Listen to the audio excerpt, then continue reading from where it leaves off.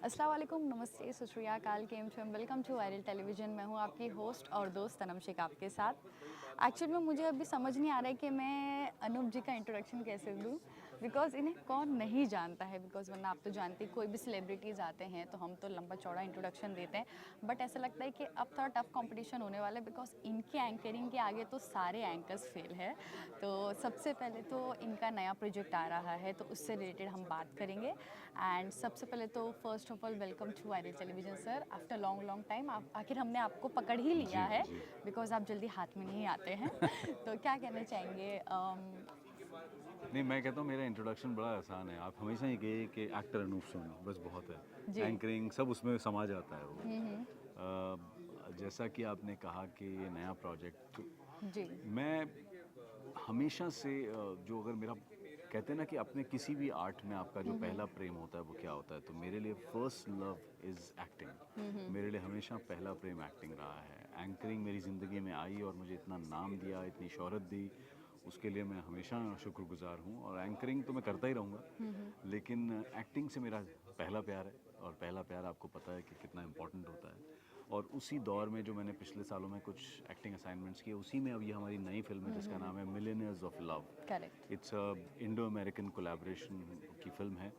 लेकिन इस फिल्म की खूबसूरती ये है कि ये एक राजस्थान में जो हमारे फोक सिंगर्स हैं, जो हमारी एक आर्ट एंड कल्चर की प्रथाएं हैं, उसको डिपिक्ट करते हुए एक फैमिली की कहानी है और करेक्ट। कैसे उस फैमिली के लोग जो हैं अपने उस कल्चर को विदेशों तक लेकर जाते हैं। सो मिलियनेयर्स ऑफ लव, जैसा हमारे राइटर डायरेक्टर प्रोड्यूसर जो हैं मुकेश जी, उन्होंने डिस्क्राइब किया कि ये एक प्यार की कहानी है। जी। वो प्यार उन किरदारों के आपस में भी है, वो प्यार उन किरदारों का अपनी आर्ट के प्रति, अपनी अपनी फोक जो कथा है उसके प्रति भी है। इसलिए मिथुन और रिकी के जैसे जो हैं ऐसे नामी म्यूजिशियंस इस फिल्म से जुड़े हुए हैं। सो आई एम सो हैप्पी कि मैं इस फिल्म का हिस्सा हूँ और इसमें एक बहुत ही इंपॉर्टेंट कैरेक्टर प्ले कर रहा हूँ। जी, जहाँ तक बात आती है राजस्थान के स्वाद की, तो आपका जो जो शो था बालिका वधू, उसी में भी आपने जो है एक जो बैकग्राउंड था वो राजस्थान का था। जी, जी, तो कहीं जी। न कहीं पुरानी यादें ताज़ा हुई कि जी, बालिका वधू को वो टाइम पे तो नंबर 1 शो था, एंड आपका जो कैरेक्टर था वो सभी का फेवरेट था। तो डेफ़िनिटली जब राजस्थान की मूवी पे बेस्ड हो तो आपको कास्ट नहीं किया जाए तो ऐसा पॉसिबल ही नहीं है। तो क्या कहना चाहेंगे? नहीं, नहीं, बहुत मैं आज ये जो मैंने साफ़ा पहना है, इसको पहन के ही मुझे वो फ़ीलिंग आ रही है। यस, बालिका वधू मेरी ज़िंदगी, मेरे एक्टिंग करियर का एक बहुत इम्पोर्टेंट हिस्सा है। जी। और चूँकि मैं जयपुर में पला-बड़ा हूँ और राजस्थान कल्चर से काफ़ी परिचित भी हूँ, तो शायद उस किरदार को प्ले करने में मुझे थोड़ी-सी आसानी भी हुई। जी। एक एक प्लस पॉइंट तो था उस किरदार को प्ले करने में। लेकिन ये भी राजस्थान की कहानी है, लेकिन उस किरदार में और उस इस किरदार में फ़र्क जो जो मिलियनेयर ऑफ लव में जो किरदार है, वो किरदार इतनी एफ्लुएंट और इतनी, शायद हो सकता है आपको इतने रिच कपड़ों में ना दिखे करेक्ट, जैसे कि मैं करेक्ट। बालिका वधू में दिखता था। ये हाँ। कहानी उन उस रूरल एक परिवार की कहानी है जो एक ट्रेडिशनल फोक म्यूज़िक को लेकर आगे बढ़ रहा है और उस ट्रेडिशनल फोक म्यूज़िक को कैसे उसकी फैमिली के मेंबर्स जो हैं वो विदेशों तक लेकर जाते हैं। तो लुक थोड़ा डिफरेंट होगा, लेकिन हाँ, राजस्थान की जो मिट्टी की खुशबू है वो सेम होगी। सेम होगी, ओके। तो कितना मतलब जब आपके पास ये ऑफ़र आया तो आपके माइंड में क्या थॉट्स थे कि हाँ, मुझे ये करना चाहिए या नहीं करना चाहिए? बिकॉज़ मैंने देखा है कि आप जो प्रोजेक्ट चूज़ करते हो बहुत चूज़ी टाइप है आप, बहुत कम चीज़ें आप करना पसंद करते हैं। तो ये प्रोजेक्ट आपने क्यों चूज़ किया? देखिए, मुझे लगता है कोई भी एक्टर जब एक प्रोजेक्ट चूज़ करता है तो सबसे पहले जो और सिर्फ मैं नहीं, मुझे लगता है ज़्यादातर एक्टर, मुझे लगता है कि कहानी, फ़िल्म की कहानी क्या है, और फ़िल्म की कहानी पहला एक क्राइटेरिया होता है। फिर उस कहानी को पढ़ते वक़्त आपको ये समझना होता है कि यार, मैं जो किरदार करने जा रहा हूँ वो इस कहानी में क्या कंट्रीब्यूट कर रहा है। Correct, correct. मेरे किरदार के इस कहानी में होने से क्या फ़र्क पड़ रहा है। क्या फ़र्क पड़ेगा सोसाइटी सो पर? नहीं, सोसाइटी पे नहीं, इन जनरल इस कहानी पर। देखिए, हर फ़िल्म जो है या हर प्रोजेक्ट जो है, कोई भी एक्टर ये सोच के नहीं करता कि यार मुझे समाज में कोई मैसेज देना है। जी, जी, जी। कई फ़िल्में आप करते हैं जो कहानियाँ अच्छी होती हैं, दिल को छू देने वाली कहानियाँ होती हैं, एंटरटेनिंग जी, कहानियाँ होती जी। हैं जो लोगों को हँसाती हैं, रुलाती हैं। तो आप ये नहीं देखते कि यार इसमें कोई मुझे मैसेज ही देना है, हर पिक्चर में आप मैसेज नहीं दे मैसेज सकते। नहीं दे सकते। लेकिन मैं एज़ एन कलाकार सिर्फ ये ज़रूर देखता हूँ कि कहानी कितनी अच्छी है और इस कहानी में मेरा किरदार क्या कितना है? इम्पोर्टेंट है और वो क्या कह रहा है, क्या Correct. इम्पोर्टेंट का मतलब सिर्फ लेंथ से नहीं होता। मैं कभी भी कहानी को ऐसे जज नहीं करता हूँ कि मेरे रोल को कि यार ओ मैं इस फिल्म में हर समय मैं ही स्क्रीन पे दिखता रहूँगा क्या। मेरे लिए वो इम्पोर्टेंट है कि मेरा जो किरदार है वो कहानी में क्या इम्पैक्ट डाल रहा करेक्ट है, करेक्ट। उसके उसके उसके कंट्रीब्यूशन से कहानी में कितना असर पड़ रहा है, ट्विस्ट, कितनी हाँ ट्विस्ट कि आ रहे करेक्ट हैं, या करेक्ट क्या करेक्ट। वो कहानी का एक इम्पोर्टेंट उस आर्क में फिट हो रहा है। तो इसको जब मुझे 1 साल पहले जब ये स्क्रिप्ट दी गई थी पढ़ने के लिए, तब मुझे स्क्रिप्ट पढ़ के ही ये लगा था, और जो रोल इन्होंने मुझे सुनाया मुझे लगा कि यार ये रोल सही मुझे लगता है मुझे करना चाहिए। करना फिल्म की चाहिए। कहानी बहुत अच्छी जी थी, जी कैरेक्टर स्केच बहुत अच्छे थे, इंटरपर्सनल रिलेशनशिप जो उस फैमिली के हैं, 2 जी भाई हैं, उनके जी बच्चे हैं, जी। और किस तरीके से वो अपनी ट्रेडिशनल कला को आगे लेकर Correct. लेकर जाना चाहते हैं, Correct. विदेशों में ले जाना Correct. चाहते हैं, और फिर उनकी जो बच्चे हैं वो भी उस कला को आगे लेकर। बिल्कुल। तो मुझे लगा जो किरदार मेरा है वो मुझे सूट भी करता है, फिजिकली भी सूट करता है, और उसमें इनफ मटेरियल है फॉर मी कि मैं एक कलाकार के तौर पर करेक्ट। अपना परफॉर्मेंस दे सकूं। परफॉर्मेंस दे पाऊँ। तो अभी हम इस पिक्चर में तो आपको देखेंगे देखेंगे, इसके अलावा और कौन से प्रोजेक्ट्स हैं जहाँ पे हम आपको देख सकते हैं? क्या हम आपको टीवी शो में नए प्रोजेक्ट्स करते हुए देख पाएंगे कि नहीं?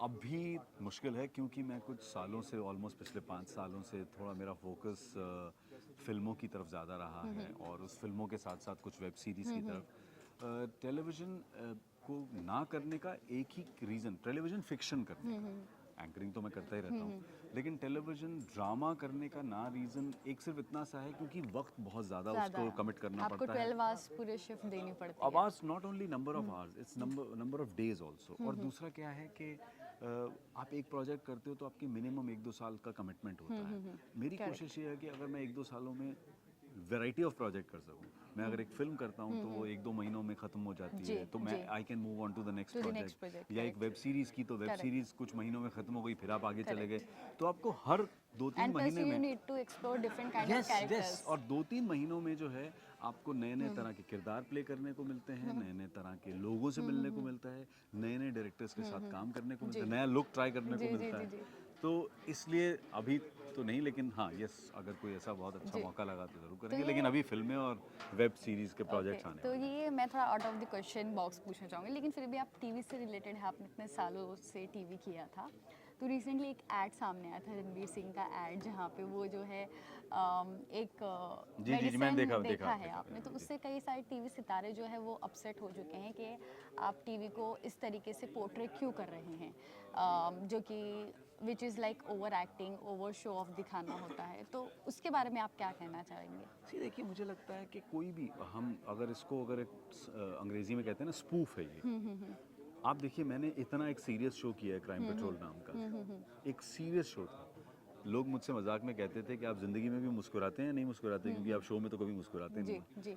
उस शो के कितने स्पूफ्स बने हैं, बिल्कुल। कितने मीम्स बने हैं, जबकि वो शो तो कोई ऐसा बल्कि इट कोई वाज इस गुड। तरह की एंटरटेनिंग चीज, हाँ हाँ। लेकिन you have to take it everything in your stride. उसको मुझे लगता है दिल पे लगाने वाली बात नहीं है। जो दिख रहा है उसी का एक एग्जैजरेटेड वर्जन को हम स्पूफ कहते हैं, जिसे हम अंग्रेजी में कहते हैं कैरिकेचर। Correct. जब एक कार्टूनिस्ट कैरिकेचर बनाता है तो उसका मकसद किसी का मजाक उड़ाना नहीं होता, उसका मकसद है कि वो उसके कैरेक्टर के किरदार को थोड़ा सा एग्जैजरेट करके बढ़ा चढ़ा कर बड़ा दिखाना चढ़ा है। तो जो दिखा है उसका कुछ परसेंटेज होता होगा और उसको थोड़ा बहुत बढ़ा चढ़ा के दिखाया गया है, या कुछ तो कोई भी स्पूफ जब बनता है वो उसकी लीड कहीं ना कहीं से होती है। मुझे लगता है इतना इतना दिल पे लगाने वाली कोई बात नहीं है, वरना मुझे तो क्राइम पेट्रोल के जितने मीम्स बने हैं और जितने स्पूफ्स बने हैं, आपके काफी मुझे तो सारे फिर बहुत memes सारे बनते लोगों हैं। से लड़ाई कर लेनी चाहिए थी। बिल्कुल। बल्कि मैं तो एंजॉय करता हूँ वो सारे जी थीम्स, और जी मैंने जी। खुद किए हैं।